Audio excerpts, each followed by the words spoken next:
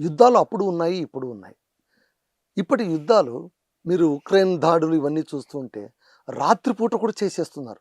గుట్టు చప్పుడు కాకుండా బాంబులు ప్రయోగించడం, ఆహ్, జనావాసాలపైన బాంబు దాడి చేయడం, విచక్షణారహితంగా జరుగుతున్న యుద్ధాలు ఇప్పుడు చూస్తున్నాం. కానీ కురుక్షేత్ర యుద్ధం సూర్యోదయం నుంచి సూర్యాస్తమయం దాకే అన్న ఏదో ఒక నియమం ఉండిందంట. అది అది నిజమేనా? మీకు ఒక చిన్న అదొకటే నియమం గాదు. హ్మ్. చాలా నియమాలుండేయి. హ్మ్. చాలా యుద్ధ నియమాలుండేయి. నియమాలు యుద్ధ చాలా ఉన్నాయి. నియమాలు. ఆ! మీకు కొన్ని చెప్తాను నేను. అంటే మనం మనం మనం భారతదేశం దెబ్బతినడానికి that is one of the reason also. Oh! ఇది ఇతర ఇతర దేశీయుల ఆహ్, చేతుల్లో ఓడిపోవడానికి కొన్ని కొన్ని ఓటములకు కారణం ఇది గూడా. యుద్ధ నియమాలు. యుద్ధ నియమాలు. ఓహ్! ఏంటి మన యుద్ధ నియమాలేంటి? నంబర్ 1 మీరన్నట్టు ఉదయం ఇన్ని గంటలకు స్టార్ట్ అయితే సాయంత్రం సూర్యాస్తమయానికి పూర్తి అయిపోవాల. అండ్ గాయపడ్డవాడితో నువ్వు యుద్ధం చేయకూడదు. అండ్ వెనక నుంచి యుద్ధం చేయకూడదు. ముఖాముఖి పోరాడుకోవాల్సిందే తప్ప.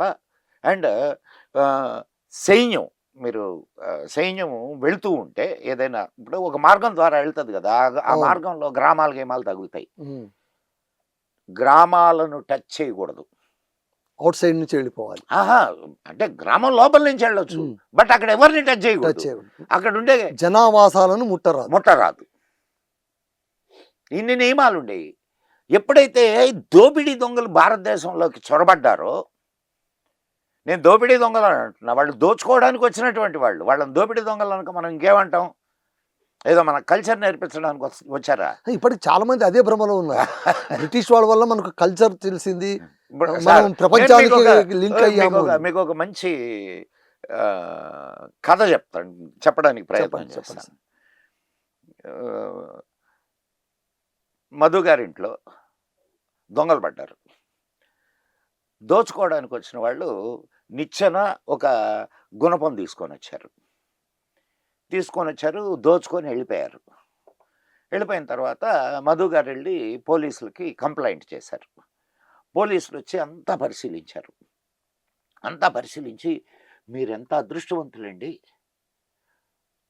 వాళ్ళు వాళ్ళ గుణపము, వాళ్ళ నిచ్చెన ఇక్కడే వదిలేసి వెళ్ళారు. ఇది మైండ్ సెట్. మనకు రైల్వేస్ ఇచ్చారు. రోడ్లేశారు. ఎలక్ట్రిసిటీ ఇచ్చారు. మనం దోచుకోవడానికి వాళ్ళకి కావలసినటువంటి ఇప్పుడు మధు గారు సంతోషపడాలనా? బాధపడాలనా? అంతే కదా! బ్రిటిష్ వాళ్ళు అడుగుపెట్టినటువంటి ప్రతి చోట ఏ ఏ దేశమైనా కానియండి 400 సంవత్సరాలకు తక్కువ పరిపాలించాల. ఒప్పుకుంటారా? ఒక్క భారతదేశంలోనే 150 సంవత్సరాలు మాత్రమే పరిపాలించగలిగారు. కారణం ఏమిటంటారు? మనం అంత త్వరగా మేల్కొన్నామని. ఇక్కడున్నటువంటి సిస్టమ్, ఇక్కడున్న విద్య నీకు ఏం నేర్పిస్తుందా అంటే సెల్ఫ్ సస్టెనెన్స్ నేర్పిస్తుంది. స్వాభిమానాన్ని ఇస్తుంది నీకు. అండ్ ఇప్పుడు మీకు ఇక్కడ ఉన్నటువంటి సోషల్ సిస్టమ్ చూడండి ఒకసారి. సోషల్ సిస్టమ్ ఆలోచించండి. ఆనాడున్న సోషల్ సిస్టమ్. ఏ ఊరికి ఆ ఊరు సెల్ఫ్ సఫిషియెంట్. అవునా కదా? ప్రతి ఒక్కళ్ళకి వృత్తులుండేవి. వృత్తుల మీద ఆధారపడేవాళ్ళు. వాళ్ళ జీవనం సాగించుకునేవాళ్ళు. అవునా? వాడికి ఇంకొకటి దగ్గరికి వెళ్ళి బానిసగా బతకమంటే బతకగలడా? అవునా కదా? వాడికి స్వాభిమానం ఉంటుందిగా. ఆ స్వాభిమానంతో తిరుగుబాటు మొదలైంది. గాంధీ అహింస వల్ల రాలేదు ఈ దేశానికి స్వాతంత్రం. గాంధీ వల్ల స్వరాజ్యం రాలేదని అంటారా మీరు? ఖచ్చితంగా రాలేదు. ఆయన ఇప్పుడు ఆయన భాగస్వామ్యం లేదనను. అంతా ఆయనే కాదు అంటారు. వాళ్ళు చేసినటువంటి త్యాగాలు, పనులు ఉన్నాయి. నేను కాదన్ను. కానీ దానివల్లనే స్వాతంత్రం వచ్చింది అంటే మాత్రం నేను చెప్పడం కాదు. ఇంగ్లీష్ వాళ్ళే ఒప్పుకోవడం లేదు. సార్ ఇప్పుడు మీరు చెప్పారు. అంటే మన విద్యను, మన సంప్రదాయ విద్యను మనం సరిగ్గా అర్థం చేసుకోలేకపోవడం కూడా ఒక దురవస్థకు కారణమని మనం అంటున్నాం. ఇప్పుడు వేద విద్య ఉంది సార్. ఇప్పట్లోన అంటే ఇప్పుడు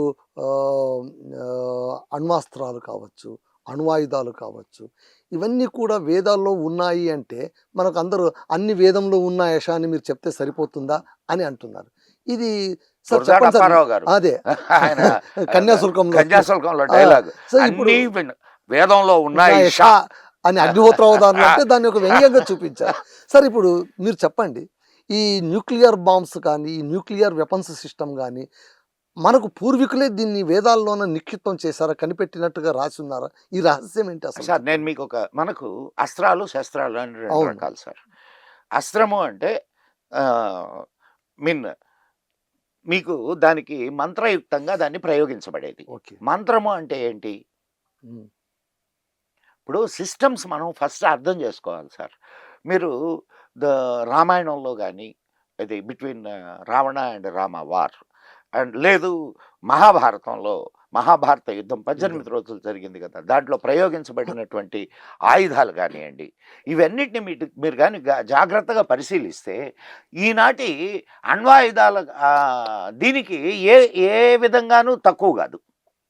ఉమ్, కానీ దాన్ని మీరు యాక్సెప్ట్ చేయడంలా నంబర్ 1 ఏది అది దాన్ని ఇప్పుడు చరిత్రని మీరు పురాణంగా మార్చుకున్నారు. ఉమ్, బాగా అర్థం చేసుకోండి.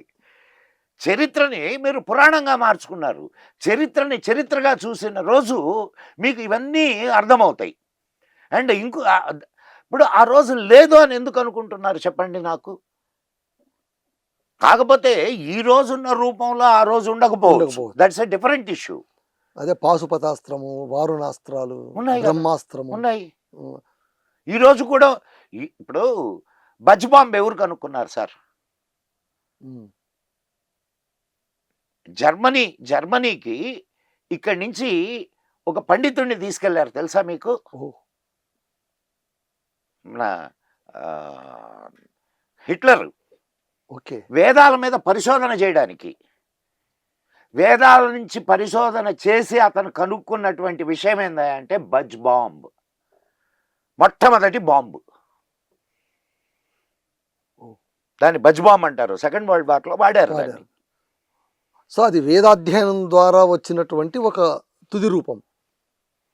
అద్భుతం కదా సార్. మరి నీ దాంట్లో లేవని ఎట్ట చెప్తారు మీరు? ఇషా అని ఎట్టంటారు? ఉన్నా ఇషా. నువ్వు పరిశోధన చేయకుండా ఒకటి మధు గారు, ఇప్పుడు మీరు ఒక దాన్ని ఖండించాలన్నా లేదా సమర్థించాలన్నా మొట్టమొదటి చేయాల్సిన పని ఏమిటి? అధ్యయనం. అధ్యయనమే చేయకుండా దీంట్లో లేవు, ఇది ఉత్త బోగసు అని మాట్లాడడం ఎంతవరకు కరెక్టు? అవునా కదా? సో నీకు నీ శాస్త్రాలు గొప్పవి కాదు, నీ లాంగ్వేజ్ గొప్పది కాదు, నీ విద్య గొప్పది కాదు. నువ్వు ఒక బానిసగానే బ్రతకాలి. బానిసగా ఉంటేనే వాళ్లకు ఓట్లు పడతాయి. నీకు తెలివి వస్తే వాడిని ప్రశ్నించడం మొదలెడతావు కదా. అవును.